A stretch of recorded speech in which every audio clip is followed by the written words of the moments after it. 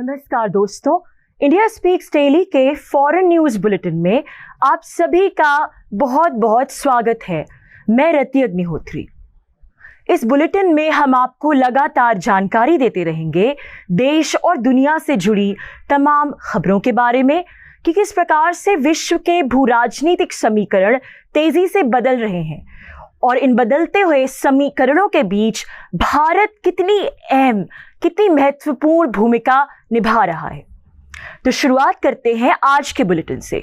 सबसे पहले बात करेंगे ब्रेक्सिट की, जो कि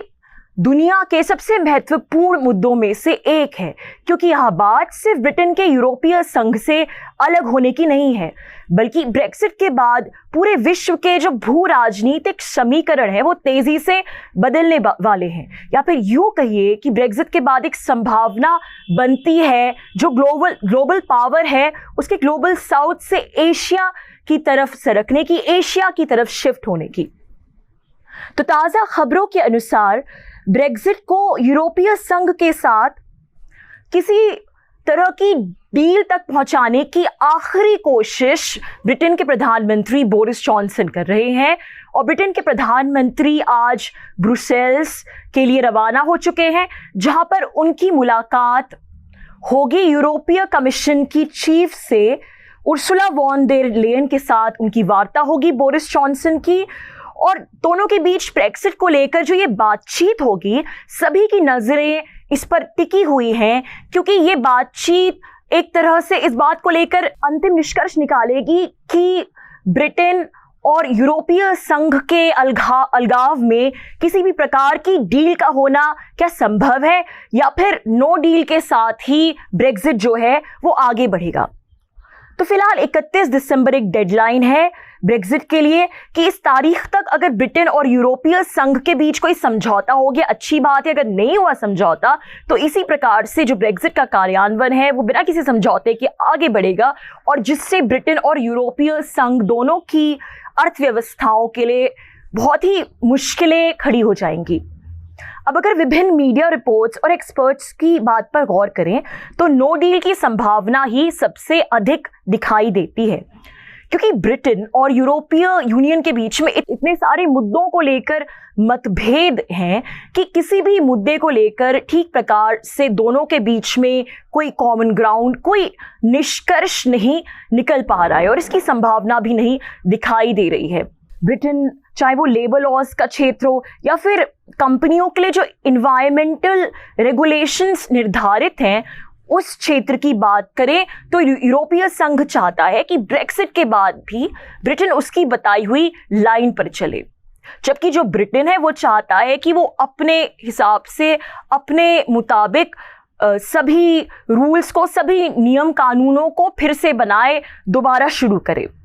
तो दोनों की सोच इस मामले में बिल्कुल अलग है और सबसे संवेदनशील जो विवाद का मुद्दा है ब्रिटेन और यूरोपीय संघ के बीच, सबसे बड़ा मुद्दा वो ये है ब्रिटेन के पानियों में जो यूरोपीय देशों के, जो यूरोपीय संघ के मेंबर देश हैं, उनके जो मछुआरे हैं, उनके फिशिंग अधिकारों को लेकर ये सबसे बड़ा मुद्दा है, क्योंकि इसमें ब्रिटेन का मानना है कि यदि वो ऐसे अधिकार फिशिंग के देगा, अपने पानियों पर ऐसी अनुमति देगा, तो उसका अपनी खुद की धरती पर एक प्रकार का जो प्रभुत्व है वो भंग होता है। तो बहुत सारे मुद्दे हैं दोनों के बीच में, लेकिन हमारे लिए यहाँ जो महत्वपूर्ण बात है वो ये है कि ब्रेक्सिट के बाद जो एक प्रकार से भू राजनीतिक स्तर पर जो कि यूरोप का वर्चस्व है, जो यूरोप का दबदबा है, वो कुछ कम होता जाएगा, क्योंकि और वैश्विक मंच पर और फिर भारत जैसी सशक्त रूप से उभरती हुई अर्थव्यवस्थाओं के लिए एक अवसर होगा। भारत जो कि एक महाशक्ति के रूप में उभर रहा है, तो जिस प्रकार से ब्रेक्सिट के बाद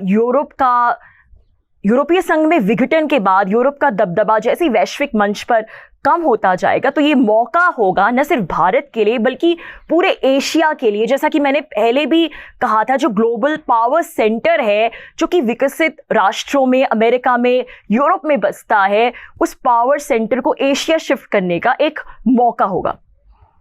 क्योंकि यूरोपीय संघ कोई बहुत पुराना संगठन नहीं है। इसकी स्थापना 1993 में हुई थी और जैसे जैसे ये शक्तिशाली होता चला गया वैसे वैसे इस बात को लेकर भी बातचीत होने लगी कि किस प्रकार से, जिस प्रकार की एकता यूरोपीय देशों में है, जिस प्रकार से उन्होंने मिलजुल कर ये संघ बनाया जिससे उनके जो कॉमन इंटरेस्ट्स हैं वो प्रोटेक्ट हो और कॉमन व्यापारिक कानून लागू हो उन सभी देशों पर और जिससे उनकी आर्थिक उन्नति में और भी चार चांद लगे। तो इस प्रकार की जो एकता है कभी एशियाई देशों में नहीं रही और इस प्रकार का कोई संगठन एशियाई देश आपस में मिलकर बना भी नहीं सकते, क्योंकि इनके आपस में ही इतने मनमुटाव रहते हैं, इतने विवाद रहते हैं कि वो उसी में बस उलझे रह जाते हैं और अपनी उनकी जो मिलीजुली पावर है, अपनी कॉमन पावर को लेवरेज नहीं कर पाते अपनी आर्थिक उन्नति के लिए, आर्थिक विकास के लिए और लोगों को गरीबी के चक्र से निकालने के लिए।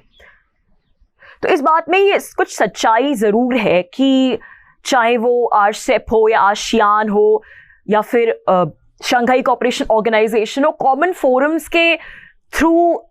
जो एशियाई देश है वो एक दूसरे के साथ उनका डायलॉग ज़रूर रहता है, उनका एंगेजमेंट ज़रूर रहता है, लेकिन कभी भी एशियाई देश साथ मिलकर आ नहीं पाए और यूरोपीय संघ जैसा ऐसा कोई संगठन नहीं बना पाए।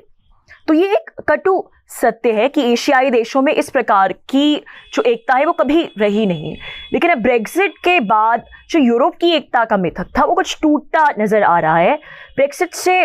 ब्रिटेन और यूरोपीय संघ, जाहिर सी बात है उन दोनों को ही आर्थिक नुकसान होगा। नुकसान सिर्फ ब्रिटेन को नहीं होगा बल्कि नो डील की संभावना में यूरोपियन यूनियन को भी इससे बहुत अधिक नुकसान होगा।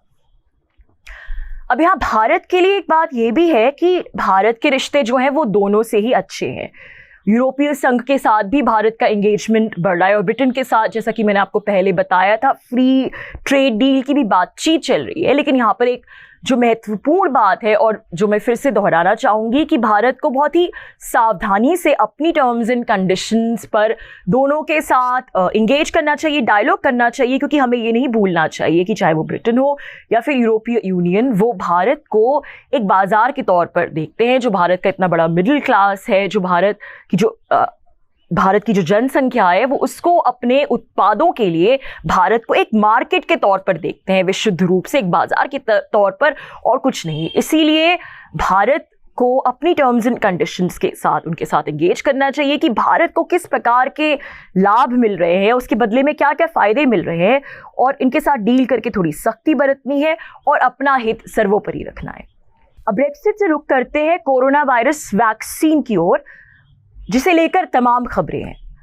कल मंगलवार को ब्रिटेन ने कोरोना वायरस वैक्सीन के टीकाकरण का पहला चरण शुरू कर दिया। पहले चरण की शुरुआत हो गई और सबसे पहले जो कुछ टीके लगे, जो वैक्सीनेट किया गया, सबसे पहले कुछ वरिष्ठ नागरिकों को किया गया, बुजुर्गों को किया गया। और ये जो वैक्सीन लगेगा उन्हीं को लगेगा सबसे पहले, जो कि या तो बुजुर्ग है या फिर स्वास्थ्य सेवा से जुड़े कर्मचारी हैं या फिर फ्रंटलाइन वर्कर्स हैं, यानी कि जो कि जरूरी सेवाओं के साथ जुड़े कर्मचारी हैं। अमेरिका में मंगलवार को कोरोना वैक्सीन को लेकर एक समिट हुई। इस समिट में राष्ट्रपति डोनाल्ड ट्रंप ने अमेरिका में कोरोना वैक्सीन को लेकर जो भी तैयारियां हैं उस सब का ब्यौरा दिया। अमेरिका ने इमरजेंसी यूज के लिए पहले कोरोना वायरस वैक्सीन को स्वीकृति दे दी है, सिर्फ इमरजेंसी यूज के लिए स्वीकृति मिली है। और समिट में अमेरिकी राष्ट्रपति डोनाल्ड ट्रंप ने एक एग्जीक्यूटिव ऑर्डर जारी किया जिसमें स्पष्ट तौर पर यह कहा गया कि जितनी भी वैक्सीन की डोजेज हैं, जब तक वो अमेरिकी नागरिकों के लिए पर्याप्त नहीं हो जाती, तब तक अमेरिका किसी भी हाल में दूसरे देशों को ये वैक्सीन निर्यात नहीं करेगा। अब अमेरिका में जिस तेजी से कोरोना वायरस फैला है, जिस बड़ी तादाद में केसेस हुए हैं, मौतें हुई है, उसे लेकर वहां के राष्ट्रपति डोनाल्ड ट्रंप की जो तैयारियां रही हैं, उनकी सरकार की जो कुछ भी पॉलिसीज रही हैं, उसे लेकर अमेरिकी जनता खासा नाखुश रही है और कोरोना वायरस को लेकर वो बहुत सारे विवादों में घिरे रहे हैं। और अमेरिकी राष्ट्रपति का कोरोना वायरस को लेकर बहुत सारी आलोचना हुई है इस मुद्दे को लेकर, तो कि जिस प्रकार से उन्होंने पैंडेमिक को हैंडल किया उससे लोग खुश नहीं हैं। तो आलोचकों का कहना है कि इस प्रकार की समिट करा के जो डोनाल्ड ट्रंप हैं वो राष्ट्रपति पद पर जो बिडेन के आसीन होने से कम वैक्सीन का सारा श्रेय खुद लेना चाहते हैं, ताकि उनके खिलाफ ये जो आलोचना है कोरोना वायरस पैंडेमिक की हैंडलिंग को लेकर, उसका जो रंग है वो थोड़ा फीका पड़ जाए, वो आलोचना थोड़ी कम दिखाई पड़ने लगे। अब कोरोना वायरस वैक्सीन की जो हम बात कर रहे हैं तो ये बहुत ही दिलचस्प बात है कि अब ये सिर्फ एक वैक्सीन नहीं है, बल्कि ये पूरे विश्व के भू राजनीतिक डायलॉग, जियोपॉलिटिकल डायलॉग का एक बहुत अहम हिस्सा बन गया है। आप देख रहे हैं कि सभी देश होड़ में लगे हुए कि कौन सबसे पहले वैक्सीन लाएगा, और जो यूरोपीय देश हैं उनमें ज़्यादातर में या तो वैक्सीन आ चुका है या फिर बहुत जल्द आने वाला है। और ये बहुत ही दिलचस्प बात है कि यूरोपीय देशों के लिए एक, या फिर अमेरिका के लिए ये एक आंतरिक पॉलिटिकल मुद्दा भी बन गया है, क्योंकि कई देशों में लंबे समय तक पार्शियल लॉकडाउन लगे रहे तो लोग इससे काफ़ी नाखुश रहे और कई जगह लोग सड़कों पर भी उतर आए, उन्होंने प्रोटेस्ट की। तो इन सब बातों से लेकर वहाँ की जो सरकारें हैं उन पर बहुत दबाव पड़ गया है वैक्सीन जल्द से जल्द लाने का। तो ये एक तरीके से वहाँ का एक इंटरनल पॉलिटिकल मुद्दा भी बन गया है कोरोना वायरस वैक्सीन जो है। और जैसे कि मैंने कहा कि रशिया में टीकाकरण शुरू हो चुका है, जर्मनी ने भी घोषणा कर दी है कि बहुत जल्द कोरोना वायरस वैक्सीन आम लोगों के लिए उपलब्ध होगा। और ब्रिटेन के बारे में अभी अभी हमने बताया कि वैक्सीनेशन वहां पे शुरू हो चुका है, पहला चरण। अब अंत में अमेरिका को लेकर एक छोटी लेकिन महत्वपूर्ण खबर, जो बाइडेन की कैबिनेट में retired army general Lloyd Austin defence secretary होंगे।